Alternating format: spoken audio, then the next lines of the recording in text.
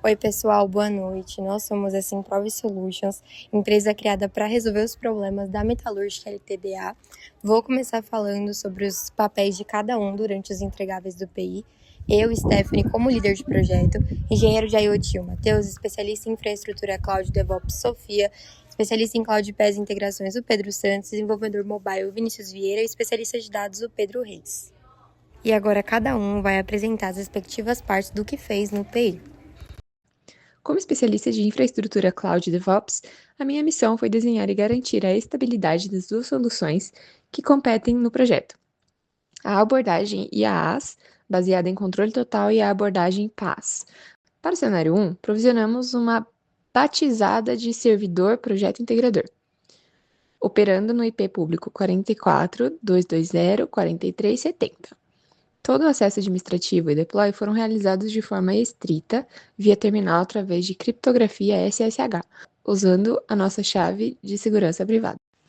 Como boa prática de DevOps e segurança na AWS, inicialmente ajustamos as permissões da nossa chave privada usando o CHMOD 400, garantindo que apenas o nosso usuário tenha acesso de leitura ao arquivo antes de estabelecer a conexão segura com a instância EC2. Para mitigar conflitos de dependências e garantir a portabilidade da aplicação industrial, adotei uma estratégia moderna de containerização com Docker. Como vocês podem ver, em tempo real no terminal, através do comando sudo docker ps, a nossa stack está totalmente orquestrada e isolada em 3 containers independentes. Primeiro, temos o broker Eclipse Mosquito executando na porta 1883, configurado no arquivo mosquito.conf, para receber de forma transparente o fluxo de payloads do sensor de temperatura do motor e os eventos de botão do operador de campo. Conectado a ele, na rede interna do Docker, temos o banco de dados MySQL 8.0, onde estruturei as tabelas de armazenamento físico de leitura industriais. E, finalmente, o Node-RED na porta 1880, atuando como um motor inteligente que consome, trata e direciona essas mensagens. Agora passo a palavra para os meus colegas de equipe demonstrarem a dinâmica do hardware e a virada de chave para o ecossistema serverless no cenário 2. Bom, esse vai ser o nosso fluxo do Node-RED. Inicialmente a gente tem um MQTT-in que vai ser responsável por pegar os dados da EC2 e trazer para o nosso Node. Só que a placa ela vai verificar e enviar toda hora esses dados para a EC2, ou seja, vai ter muita duplicação. Então, para evitar isso, a gente criou uma função de antiduplicação, onde ela vai verificar o último valor enviado e vai comparar com o valor atual. Se eles forem iguais, vai retornar nulo, senão ele vai deixar passar, certo? Se ele deixar passar, vai entrar numa função da SQL, onde vai preparar os dados, vai formatar os dados em formato de insert, onde vai cadastrar a temperatura, o botão e toda vez que inserir um dado, vai registrar uma nova data-hora, certo? A gente vai conseguir ver isso aqui pelo terminal, onde a gente vai simular os dados enviados do ESP para o nosso Node. Então a temperatura vai ser 25.3 graus e o botão ativado vai ser true. Beleza. Agora, para verificar realmente que foram enviados, a gente vai dar um select. E tá lá, ó, ID1, 25.3, botão 1 e a data e a hora, certo? Agora vai ser a parte do dashboard, onde essa função vai ser útil para separar a data e da hora. Essa separação vai ser muito boa para o dashboard, para ser melhor tratado os dados. Além disso, a gente tem um if ternário, onde vai trocar o true para sim e o false para não. E essa formatação ela vai ser enviada para o nosso Excel, certo? Que é um Google Sheets, onde toda vez que for adicionado, for mandado um dado, vai adicionar uma nova linha, certo?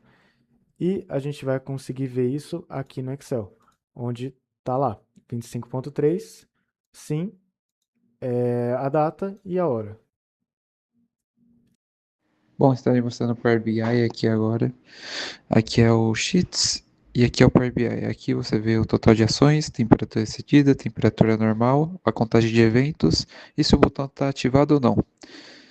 Aqui eu estou mostrando a contagem dos dias, dos eventos, quantas vezes a temperatura foi excedida e quantas vezes a temperatura ficou normal. Agora eu vou mostrar enquanto o botão ficou ativado, essas são as métricas de quando os eventos estavam com o botão ativado. No total, é 64 eventos, 6 temperaturas excedidas e 58 temperaturas normais. Clicando em cada dia, você vê o relatório específico de cada dia. E agora mostrando com o botão desativado os eventos. Teve 50 eventos com 12 temperaturas excedidas e 38 temperaturas normais. Mostrando novamente os dias e suas métricas de cada dia. Agora eu vou atualizar a pipeline dos dados e atualizou os dados puxados diretamente do próprio do banco de dados que se teve, do qual o banco de dados é uma planilha subida no Excel que os dados são inseridos através do Node-RED. Veja que acrescentou mais um dia que foi puxado os dados, anteriormente não tinha, o quarto dia. E esse foi o dashboard realizado por nós. O cenário 2 consiste em um ecossistema de internet das coisas, IoT, de via dupla, utilizando os serviços da AWS para monitoramento e controle em tempo real. A infraestrutura é centralizada no AWS IoT Core, operando via o protocolo MQTT. Mensagens enviadas passam por regras IoT, acionando funções AWS Lambda, que salvam no histórico em um banco de dados no SQL DynamoDB. Uma instância Linux na EC2 serviu de suporte para os primeiros scripts de teste. O aplicativo IoT MQTT Panel conecta-se de forma segura à nuvem AWS de criptografia SSL/TLS, utilizando certificados convertidos para o formato PFX. Ele permite visualizar os dados, como o gráfico de temperatura, e enviar os comandos como botões de liga e desliga. O fechamento do circuito substitui os scripts virtuais pelo microcontrolador ESP32, programado no Arduino IDE com chaves criptográficas. Ele lê o clique de um botão físico para atualizar o app e intercepta os comandos no celular para acionar o LED físico na bancada.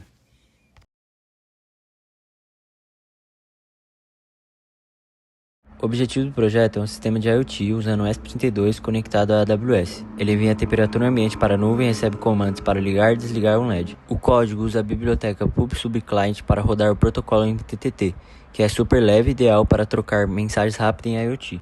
No início, configuramos o nome e a senha do Wi-Fi local e o endereço do servidor, endpoint, da Amazon, onde os dados vão chegar. Esses blocos gigantes no meio do código são os certificados SSL/TLS, certificados raiz do dispositivo e a chave privada. Sem eles, a AWS recusa a conexão. Isso garante que ninguém consiga invadir ou controlar o circuito.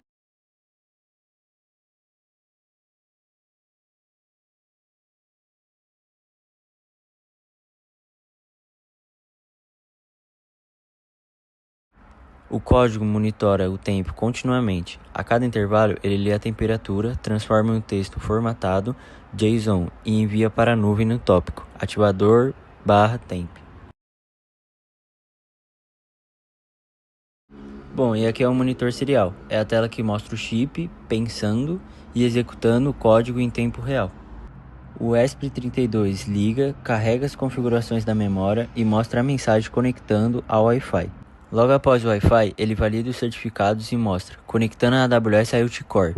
A partir daí, o dispositivo está online na Amazon. Ele começa a rodar o loop e passa a enviar as leituras do sensor de forma constante, temperatura enviada. Quando alguém clica no aplicativo ou no painel web, a AWS manda mensagem para o chip. O monitor avisa, mensagem recebida no tópico, ativador/LED. Já na ação física, o código lê se a mensagem é ligar ou desligar, altera a energia do pino físico do ESP32 e avisa na tela, status LED aceso ou status LED apagado.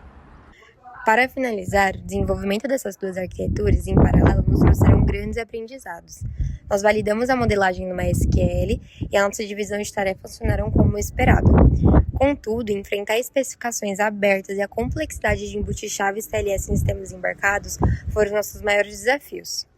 Analisando a infraestrutura, nós concluímos que o cenário 1 com a EC2 entrega um custo fixo previsível, mas exige alta gerência de pacotes e redes, enquanto o cenário 2 ele expande a escala de forma elástica, mas o armazenamento contínuo e as dependências como cheats para enviar os relatórios pesados podem virar gargalos em grande escala. Bom, essa foi a nossa demonstração do que a Simprove Solutions faria para resolver os problemas da metalúrgica. Muito obrigada pela atenção.